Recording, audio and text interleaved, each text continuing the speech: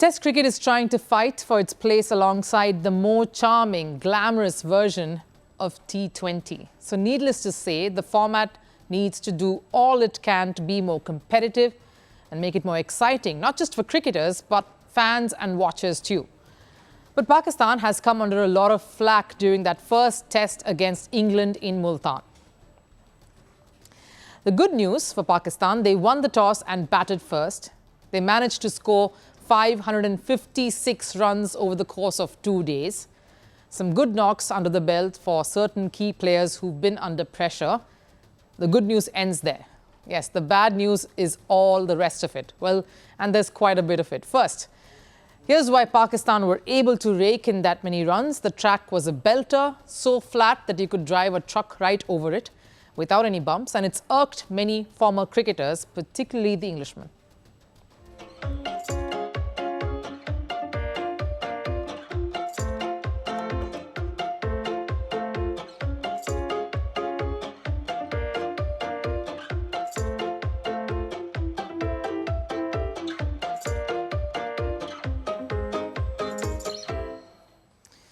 Some humour in there, but obviously no one's seeing the funny side of this. Kevin Pietersen and Michael Vaughan, really the most caustic of those remarks. Quite harsh coming from them. Graveyard for bowlers.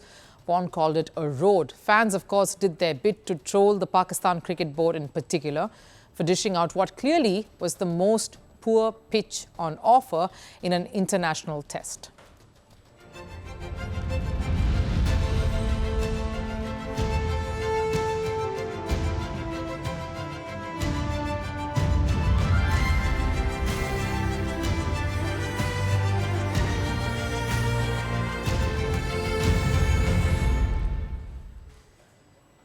Yes, and this comes at a time when cricket is slowly coming back to Pakistan. How can the meme factory here be too far behind when it is about Pakistan cricket? It's the most honest supporters who are the first in line to critique their own team.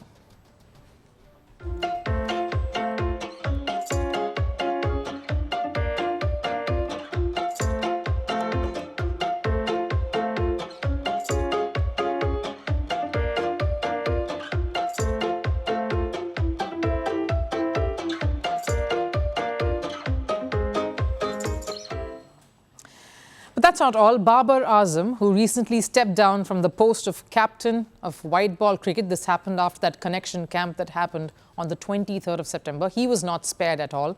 He was severely trolled for not capitalizing on that pitch on offer and getting out sooner than later. I guess people have not quite taken to the seesaw affair over captaincy just yet. So this performance, or the lack of it, also came under that magnifying glass.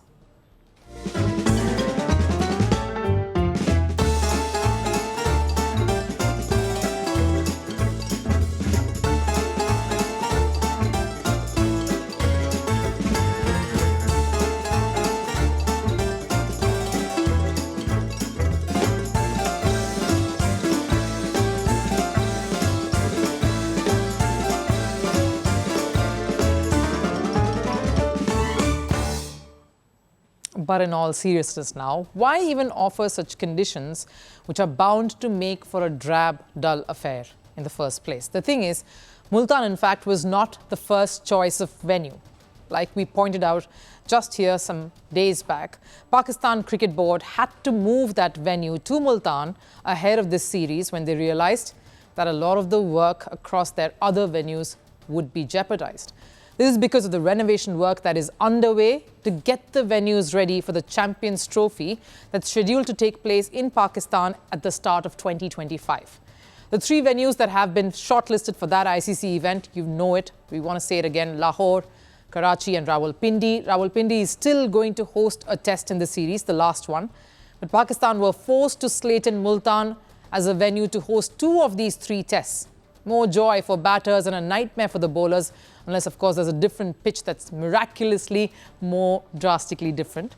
In fact, there is some concern even with the Rawalpindi venue for the 3rd test.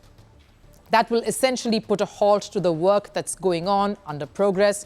There were reports, of course, that had come out in September that PCB may be forced to shift the series outside Pakistan itself. but they had to stop that from happening with all the turmoil and the negative talks that is already dominating Pakistan cricket currently.